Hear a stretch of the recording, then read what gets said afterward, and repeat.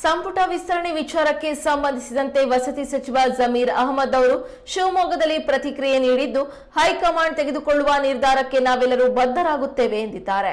ಇತ್ತೀಚೆಗೆ ಕಾಂಗ್ರೆಸ್ನಲ್ಲಿ ನಡೀತಾ ಇರುವ ಬೆಳವಣಿಗೆಗಳಿಗೂ ಕೂಡ ಅವರು ಪ್ರತಿಕ್ರಿಯೆ ನೀಡಿದರು.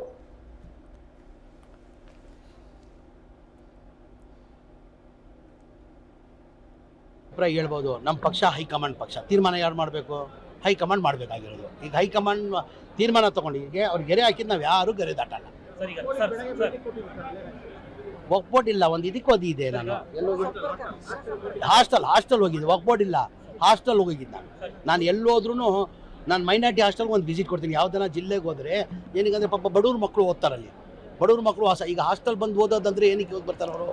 ಅವ್ರು ಶ್ರೀಮಂತರು ಅನುಕೂಲ ಆಗಿದ್ರೆ ಯಾರು ಬರಲ್ಲ ಹಾಸ್ಟೆಲ್ಗಳಿಗೆ. SC ST ಇರಲಿ, ಯಾವುದನ್ನ ಇರಲಿ, ಮೈನಾರಿಟಿ ಇರಲಿ, SC ST ಇರಲಿ, ಯಾವುದನ್ನ ಇರಲಿ, ನಾನು ಯಾವ ಜಿಲ್ಲೆಗೆ ಹೋದ್ರೂ ಒಂದು ಹಾಸ್ಟೆಲ್ ಕಟ್ಟಿಸಿ ವಿಸಿಟ್ ಕೊಡ್ತೀನಿ ನಾನು. ಕರ್ನಾಟಕದಲ್ಲಿ ಕನ್ನಡಿಗರಿಗೆ ರಕ್ಷಣೆ ಇಲ್ಲ ಅನ್ನುವಂಥ ಮಾತು ಕೇಳಿ ಬರ್ತಿದೆ.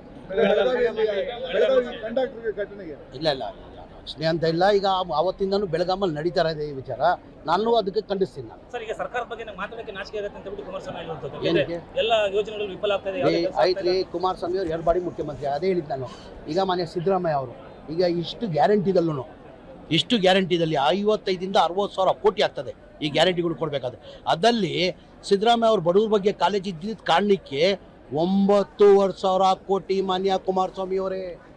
ಸ್ಲಮ್ ಮನೆ 1,80,000, 253 ಮನೆಗೆ 7,400 ಕೋಟಿ, ರಾಜೀವ್ ಗಾಂಧಿ ಆಶ್ರಯ ಮನೆಗಳಿಗೆ 47,860 ಮನೆಗೆ 2,100 ಕೋಟಿ, 9,500 ಕೋಟಿ ಬಡವ್ರು ಕಟ್ಟಕ್ಕೆ ಸಾಧ್ಯ ಆಗಲ್ಲ.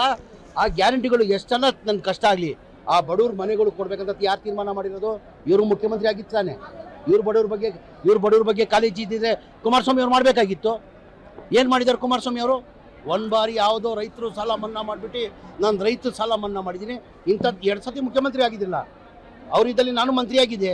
ಅವ್ರು ತೋರಿಸ್ಲಿ ಇಂಥದ್ದು ಮಾಡಿದ್ದೀನಿ ಅಂತ. ಈಗ ಸಿದ್ದರಾಮಯ್ಯ ಅವ್ರದ್ದು ನಾವು ತೋರಿಸ್ತೀವಿ, ಇಂಥ ಭಾಗ್ಯಗಳು ಕೊಟ್ಟಿದ್ದಾರೆ, ಇಂಥ ಕಾರ್ಯಕ್ರಮನ ಕೊಟ್ಟಿದ್ದಾರೆ. ಈ ಮನೆಗಳು ನಾವು ಕುಮಾರಸ್ವಾಮಿ ಹಂಗೆ ಘೋಷಣೆ ಮಾಡಿದ್ದೀವ. ನಾವು ಚುನಾವಣೆ ಟೈಮಲ್ಲಿ ನಾವು 5 ಗ್ಯಾರಂಟಿ ಘೋಷಣೆ ಮಾಡಿದ್ವಿ. ನಮ್ಮ ಸರ್ಕಾರ ಬಂದಿದ್ದು 1 ತಿಂಗಳಲ್ಲಿ ಲಾಗು ಮಾಡಿದ್ವಿ. ವಿರೋಧ ಪಕ್ಷದವ್ರು ಏನಂದ್ರು, ಈ ಗ್ಯಾರಂಟಿಗಳು ಬರೀ ರಾಜಕೀಯ ಭಾಷಣ, ಈ ಗ್ಯಾರಂಟಿಗಳು ಕೊಡೋಕ್ಕೆ ಸಾಧ್ಯ ಆಗಲ್ಲ, ಬರೀ ರಾಜಕೀಯ ಭಾಷಣ. ನಮ್ಮ ಸರ್ಕಾರ ಬಂದು 1 ತಿಂಗಳಲ್ಲಿ ಕೊಟ್ವಿ. ಈ ಮನೆಗಳು ಕೊಡ್ತೀವಿ, ಫ್ರೀ ಕೊಡ್ತೀವಿ ಅಂತ ಹೇಳ್ಬಿಟ್ಟು 9,500 ಕೋಟಿ ನಾವು ಚುನಾವಣೆ ಟೈಮಲ್ಲಿ, ಪ್ರಚಾರ ಟೈಮಲ್ಲಿ ನಾವು ಘೋಷಣೆ ಮಾಡಿರಲಿಲ್ಲ. ಬಡವ್ರ ಬಗ್ಗೆ ಕಾಲೇಜ್ ಇದ್ದಿದ್ದ ಕಾರಣಕ್ಕೆ ನಾವು ಬಡವ್ರು ತೊಂದರೆದಲ್ಲಿದ್ದಾರೆ, ಕಷ್ಟದಲ್ಲಿದ್ದಾರೆ ಅಂತ ಕೊಟ್ಟಿರೋದು ನಾವು. ಈ ಕುಮಾರಸ್ವಾಮಿ ಅವರು ರಾಜಕೀಯ ಮಾಡಂಗೆ ನಾವು ಕಾಂಗ್ರೆಸ್ ಅವ್ರು ಮಾಡಲ್ಲ. ಏನು ಇಲ್ಲ, ಪರಮೇಶ್ವರ್ ಏನು ಹೇಳ್ತಾರೆ, ಕರೆಕ್ಟಾಗಿ ಬಡವ್ರಿಗೆ ಸಿಗಬೇಕು ಅಂತ ನಾವು ಅದೇ ತಾನೇ ಹೇಳ್ತಾರೆ ನಾವೆಲ್ಲ.